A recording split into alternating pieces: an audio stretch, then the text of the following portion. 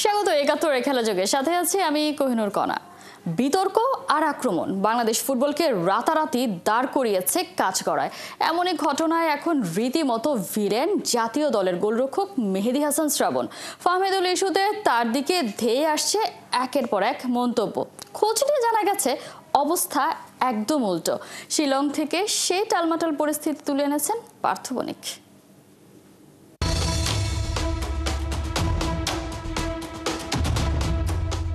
শিলংয়ের দিন যতই গড়ায় ততই ঠান্ডার প্রকোপটা বাড়ে। এখন তাপমাত্রা 16 থেকে 17 ডিগ্রির ঘরে। আবহাওয়া যেমন শীতল, ঠিক একইভাবে বাংলাদেশ দলের ভেতরে অবস্থাটাও অনেকটাই শীতল, বিশেষ করে ফাহমিদুল এবং শ্রাবণ ইস্যুতে। সৌদি আরবে শ্রাবণের জন্য ফাহমিদুল বেকায়দায় পড়ে এবং যার খেসারত তাকে দল থেকে বাদ পড়ার মধ্য দিয়ে দিতে হয়। এমন অনেক কিছুই লেখালেখি হচ্ছে সামাজিক যোগাযোগ মাধ্যমে, যার ফলে নানা ধরনের গুজবের সৃষ্টি হচ্ছে এবং বাংলাদেশ দল ভারত ম্যাচের আগে একটা বেকায়দা অবস্থার মধ্যে পড়ে গেছে। এই টালমাটাল অবস্থায় দলের ভেতরের চিত্র কি? শিলংয়ে তা দিনভর খোঁজ করেছে খেলাযোগ, আর এর মধ্য দিয়ে যা জানা গেছে তা রীতিমতো দুঃখজনক। একাধিক সূত্র মারফত নিশ্চিত হওয়া গেছে সৌদি আরবে ক্যাম্প চলাকালীন ফাহমিদুলের সাথে কোনো বাদানুবাদী হয়নি শ্রাবণের। এমনকি শ্রাবণ টিম ম্যানেজমেন্টকে জানিয়েছে এ সবের কিছুই সে জানে না। এমনকি অনুশীলনের পর ঝামেলা মিটমাটের জন্য চকলেট লেনদেনের বিষয়টিও ভুয়া। গুজবের কাজই তো ডালপালা ছড়ানো, আর হয়েছেও তা। এরই মধ্যে ফুটবলারদের মোবাইলে নেতিবাচক নিউজ না দেখার নির্দেশ দেওয়া হলেও স্ক্রিনে সহসাই আক্রমণাত্মক লেখা ছবি তাদের সামনে চলে আসছে। সামাজিক যোগাযোগ মাধ্যমে দেখতে হচ্ছে সতীর্থের প্রতি অহেতুক আক্রোশ।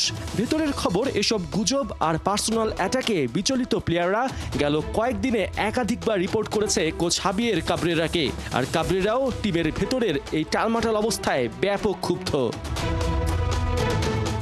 দলের আভ্যন্তরীণ খবর বাইরে পাস হওয়ায় এবং তা গুজবে রূপ নেয় এরই মধ্যে কাবরেরার কড়া নজরদারিতে গোটা দল। টিম ম্যানেজমেন্টের ভয় কোচের এই সন্দেহের বলি যেন না হন ভারত সফর থেকে বাদ পড়া ফুটবলাররা। কেননা স্বাভাবিকভাবেই উড়ো খবর ছড়ানোর জন্য প্রথম সন্দেহের তীরটা তাদের দিকেই যাবে। আর এমনটা হলে ভবিষ্যৎ ফুটবলের জন্য যে 50 জনের পুল নিয়ে বাফুফে কাজ করছে, সেখান থেকে অনেকেই ঝরে পড়বে শুধুমাত্র কোচের রোশানলের জন্য। ফাহমিদুল শ্রাবণ ইস্যুতে যা চলছে তাতে ভারত ম্যাচের আগে দল চাপে আছে কিনা জানতে চাওয়া হলে সরাসরি উত্তর দেননি ইসা ফয়সাল, কিন্তু যা বোঝানোর তা ঠিকই বুঝিয়ে দিয়েছেন। আমরা অবভিয়াসলি এখন আসলে ওইদিকে ফোকাস দিতেছি না, কারণ আমাদের হচ্ছে মেইন ইন্টেনশনটা হচ্ছে এখন 25 তারিখ আমাদেরকে ভালো করতে হবে। এখন যা হয়েছে এটা কোচ ভালো জানেন, আমাদের প্লেয়ারদের ভিতরে তেমন কিছু নেই। ইসা কোচের কোর্টে বল ঠেললেও কোনো রাগ ঢাক রাখেননি হাবিয়ের কাবরেরা। সত্য আর গুজবের মাঝে রায় দিয়েছেন এক বাক্যে। We are very strong as a group. There is a lot of misinformation that in the end we need to focus on we know what happened, we know ourselves, we know why we are here, and we are focused on the match. We have been training very well in Saudi, we have been training very well in Dhaka. Hamza has adapted very well to the team, and we know that we are ready. That's the only thing we think about. Partha বণিক, ৭১, শিলং, ভারত। 4 বছর পর মোহামেডানে বাজছে নির্বাচনের দামামা। মে মাসের শুরুতে নির্বাচন ও AGM আয়োজন করতে 4 সদস্যের কমিটি গঠন করেছে ঐতিহ্যবাহীরা, যেখানে কমিটির সদস্য সচিবের দায়িত্ব দেওয়া হয়েছে ক্লাবের সাবেক director in-charge of administration Lokman Hossain ভুইয়াকে।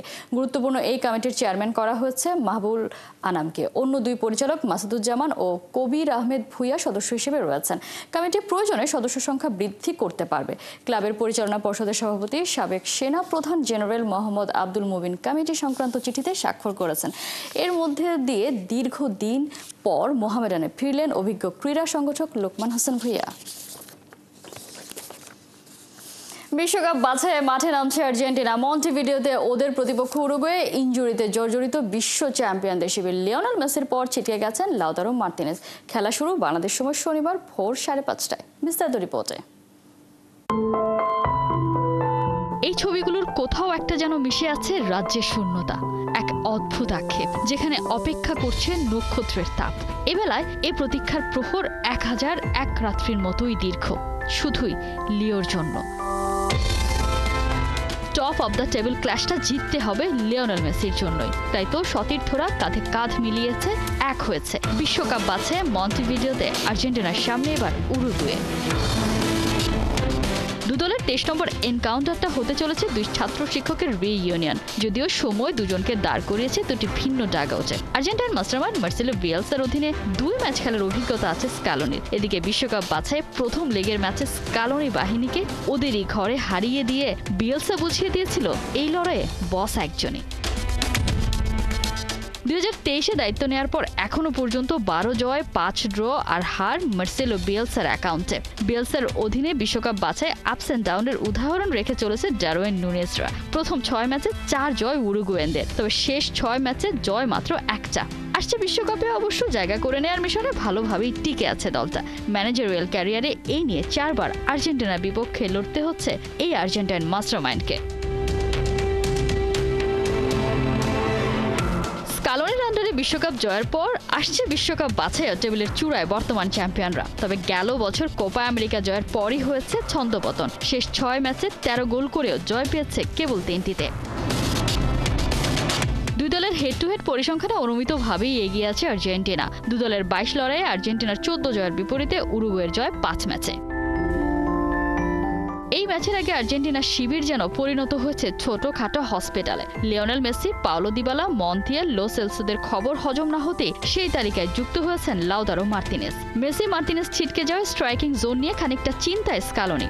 উরুগুয়ের বিপক্ষে আতলেতিকো মাদ্রিদের আনহেল কোরিয়ার গায়ে আপাতত উঠতে যাচ্ছে মেসির 10 নম্বর জার্সিটা। ফ্রন্টলাইন সামলাবেন আতলেতিকো মাদ্রিদের 2 স্টার কোরিয়া আর হুলিয়ান আলভারেজ। সাথে থাকছেন ইউরোপ তারকা গনজালেস। গোলবারের নিচে ভরসা হয়ে থাকবেন অ্যাস্টন ভিলাকে ইউসিএল এর কোয়ার্টার ফাইনালে তোলা এমি মার্টিনেজ।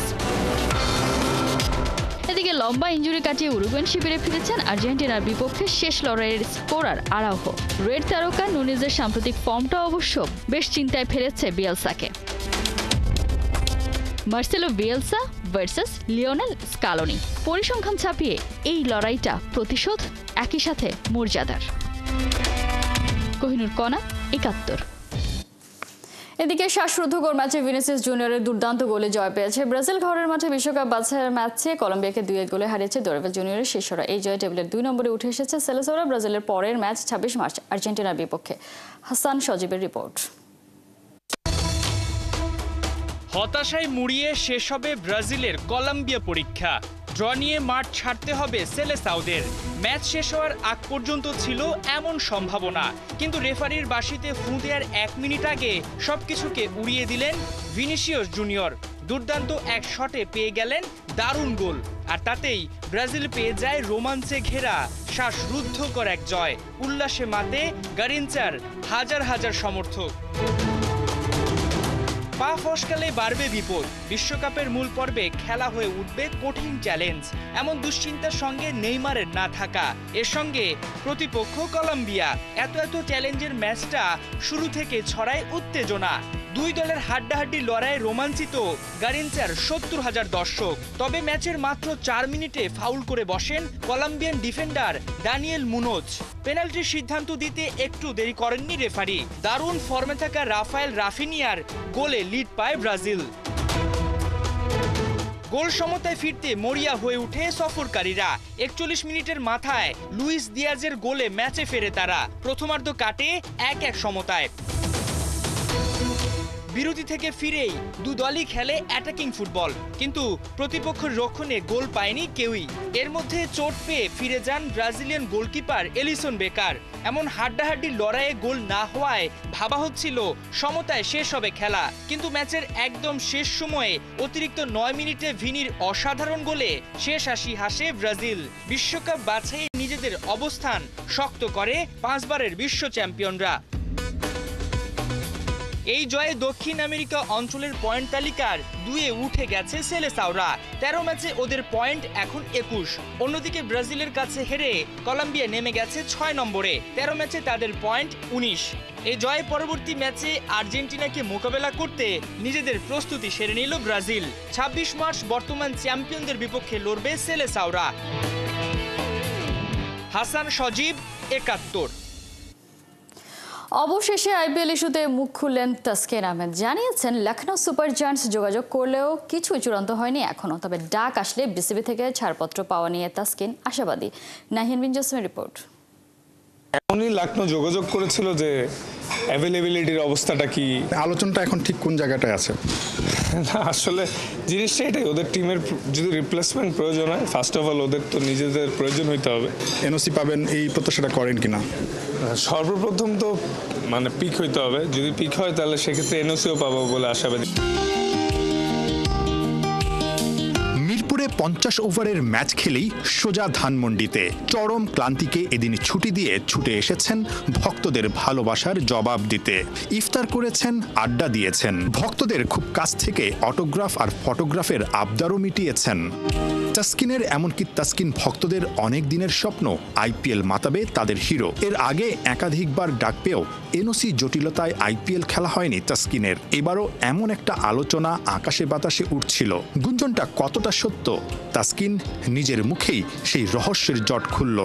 না, আসলে যোগাযোগ হয়েছিল, যেটা ধরেন আমরা মেগা অকশনে তো বাংলাদেশি কেউ পিক হয়নি, তো নর্মালি লম্বা টুর্নামেন্ট থাকে, সেক্ষেত্রে অনেক রিপ্লেসমেন্ট প্লেয়ার হিসাবে অনেকে নিয়ে থাকে।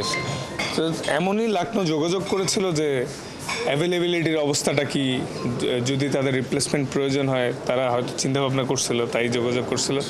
তো এটাই যে এনওসি পাবো কি না যদি রিপ্লেসমেন্টে তাদের কল আসে। তো এটাই আসলে যে যদি আমাদের কারো কল আসে, আশা করি আমরা এবার এনওসিও পাবো। তাসকিন, যেটা বিষয় হচ্ছে যে এর আগে আমরা ক্রিকঅপস চেয়ারম্যান যিনি আছেন তাকে জিজ্ঞেস করেছিলাম যে আসলে আপনি আলোচনা করেছেন কিনা, প্রাইমারি কোনো ধরনের আলোচনা করেছিলেন কিনা, যেটা আসলে আপনার লখনৌ সুপার জায়ান্ট যেটা আপনার কাছে জানতে চেয়েছে যে আপনি আসলে কোনো ধরনের এনওসির বিষয়ে পরিষ্কার কোনো কিছু জানাতে পারেন কিনা তাদেরকে। আলোচনাটা এখন ঠিক কোন জায়গাটায় আছে? না, আসলে জিনিসটা এটাই, ওদের টিমের যদি রিপ্লেসমেন্ট প্রয়োজন হয়, ফার্স্ট অফ অল ওদের তো নিজেদের প্রয়োজন হইতে হবে। যদি প্রয়োজন হয় তখন আল্লাহর রহমতে যদি ফিট থাকি, সেক্ষেত্রে এনওসির চাওয়ার বিষয়টা। আর এনওসি কথা হয়েছে বোর্ডের সাথে, যদি আমরা কেউ পিক হই, সেক্ষেত্রে এই বছরে এনওসিতে প্রবলেম হওয়ার কথা না, যতটুকু কথা হয়েছে। যদি কোনো কারণে আসলে পিক করে, সেক্ষেত্রে ফুল সিজন খেলার ইচ্ছা আছে, কারণ এটা আপনার অনেক বড় একটা ড্রিম। আমরা জানি সবসময় আপনি আসলে বলে থাকেন যে আসলে আইপিএলে অ্যাটলিস্ট একটা বার খেলার ইচ্ছে, এবং বোর্ডের যারা এখন আছে তারাও জানে যে আসলে আপনার এটা একটা ড্রিম এবং আপনাকে সেই সুযোগটা তারা দিতে চায়। সো সব দিক থেকে বিবেচনা করলে ফুল সিজন খেলার এনওসি পাবেন এই প্রত্যাশাটা করেন কিনা? সর্বপ্রথম তো পিক হইতে হবে, যদি পিক হয় তাহলে সেক্ষেত্রে এনওসিও পাবো বলে আশাবাদী, কারণ বোর্ডের সাথে যতবার কথা হয়েছে, এই বছর এনওসি নিয়ে কোনো প্রবলেম। শিগগিরই বিসিবি ক্যাপ্টেন্সি ঘোষণা করবে 3 ফরম্যাটের জন্য। আইপিএলে দেখার মতোই তার ভক্তদের আরও একটা স্বপ্ন, তাসকিন লাল সবুজ জার্সিতে ক্যাপ্টেন্সি করুক। তাসকিন কি প্রস্তুত? অনেকের হয়তো একটা আশা যে আপনি একটা সময় ন্যাশনাল টিম ক্যাপ্টেন্সি করবেন, খুব শিগগিরই হয়তো বা ক্যাপ্টেন্সিও ঘোষণা করা হচ্ছে। এর মধ্যে কি আসলে বিসিবির পক্ষ থেকে আপনার সঙ্গে ক্যাপ্টেন্সি ইস্যুতে কোনো আলোচনা হয়েছে কিনা, বা ক্যাপ্টেন্সি ইস্যুতে আসলে আপনার ইয়েটা কি, আসলে ভিউটা কি যে আপনি দায়িত্ব পেলে করবেন কিনা? না, আসলে এটা টোটালি বোর্ডের কল। বোর্ড যারা বিবেচনা করবে সেই করবে, এবং দিন শেষে আমি অ্যাজ এ প্লেয়ার ক্রিকেটটা অলওয়েজ এনজয় করতে চাই, নিজের সেরাটা নিংড়ে দিতে চাই দলের জন্য, কারণ ম্যাচ যদি জিতে দিতে পারি, এর থেকে বড় স্বস্তির কোনো বিষয়ই নাই। আর বোর্ড যদি কখনো মনে করে, তখন ডিফারেন্ট স্টোরি। আপনি রেডি? বোর্ড চাইলে চেষ্টা করবো ইনশাল্লাহ। Thank you. বর্তমানে জাতীয় দলের সবচেয়ে দামি ক্রিকেটার তাসকিন আহমেদ। পারিশ্রমিকের মতো দিনে দিনে তাসকিনের দায়িত্ব বাড়ছে। তাসকিন চান সামনের দিনগুলোতে বল হাতে ভক্তদের আরও বেশি ভালোবাসার প্রতিদান দিতে। নিজের জায়গা থেকে তো সবসময় ইমপ্রুভমেন্টের চেষ্টা করছি, তো তাদের ভালোবাসা, দোয়া, রহমত এগুলো থেকেই আসলে আরও নিজেরও মন চায় যাতে আমি দেশের জন্য আরও ভালো কিছু করতে পারি। এটাই। নাহিয়ান বিন জসিম, ৭১। শনিবার পর্দা উঠছে ইন্ডিয়ান প্রিমিয়ার লিগ আইপিএলের 18তম আসরের উদ্বোধনী ম্যাচে রয়্যাল চ্যালেঞ্জার্স বেঙ্গালুরুর বিপক্ষে মাঠে নামছে বর্তমান চ্যাম্পিয়ন কলকাতা নাইট রাইডার্স। কলকাতার ইডেন গার্ডেন্সে খেলা শুরু হবে রাত 8টায়। রহমান পের রিপোর্ট।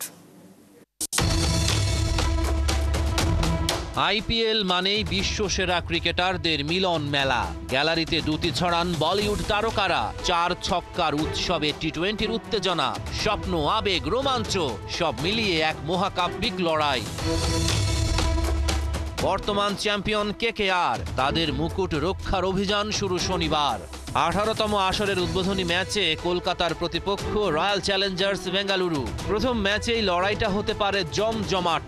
বিরাট কোহলি বনাম আজিঙ্কা রাহানে, ভেঙ্কটেশ আইয়ার, ফ্যানরা পেতে পারেন রুদ্ধশ্বাস ম্যাচের স্বাদ। কেকেআরের ব্যাটিং লাইন আপ অসাধারণ। প্রথম বল গড়ানোর সঙ্গে সঙ্গেই থাকবে ঝড়ের ইঙ্গিত। ওপেনিংয়ে কুইন্টন ডি কক, প্রজ্ঞা আর শক্তির এক অপরূপ মিশ্রণ। তার পাশে সুনীল নারায়ণ, একটি নাম নয়, এক ঝড়ের প্রতিচ্ছবি। কেকেআরের ব্যাটিং মানেই তাণ্ডব, ত্রাস, এক ভয়াল পূর্বাভাস। উইকেট পড়লেই নামবে না জিঙ্কা রাহানে, শান্ত অথচ দৃঢ়, যেন সমুদ্রের গভীরতা। এরপর ভেঙ্কটেশ আইয়ার, রঘুবংশী, রিঙ্কু সিং, আন্দ্রে রাসেল, যেন আগ্নেয়গিরির বিস্ফোরণ। একজন গেলে অন্যজন তৈরি, ক্রিকেটের মঞ্চে একের পর এক আতশবাজির উৎসব। আরসিবির সমর্থক শব্দ বিরাট কোহলি। 2008 থেকে 2025 সময়ের প্রবাহ বদলেছে, খেলোয়াড়রা এসেছে গেছে, কিন্তু একজন রয়ে গেছেন অবিচল, একটা দলকে হৃদয়ে লালন করে। Royal Challengers Bengaluru. এক প্রজন্ম তাকে দেখেছে তরুণ আগুন হয়ে জ্বলতে, আরেক প্রজন্ম তাকে দেখছে কিংবদন্তির মহিমায় আলোকিত হতে। বারবার তিনি এসেছেন, লড়েছেন, স্বপ্ন দেখেছেন, কিন্তু এবার কি অবশেষে ভাগ্য লিখবে সেই চূড়ান্ত অধ্যায়? এবার কি শেষ হবে প্রতীক্ষা? Mumbai Indians, Chennai Super Kings, Punjab Kings, Delhi Capitals, Rajasthan Royals, Lucknow Super Giants, Sunrisers Hyderabad, Gujarat Titans, সবাই প্রস্তুত ইতিহাস নতুন করে লেখার জন্য। রহমান পেয়ার, ৭১। এই ছিল এখনকার খেলাযোগে। সরাসরি সংবাদ অনুষ্ঠান দেখতে থাকুন ৭১-এর ফেসবুক পেজের, সাবস্ক্রাইব করুন ৭১ ইউটিউব চ্যানেল। ৭১-এর সাথেই থাকুন।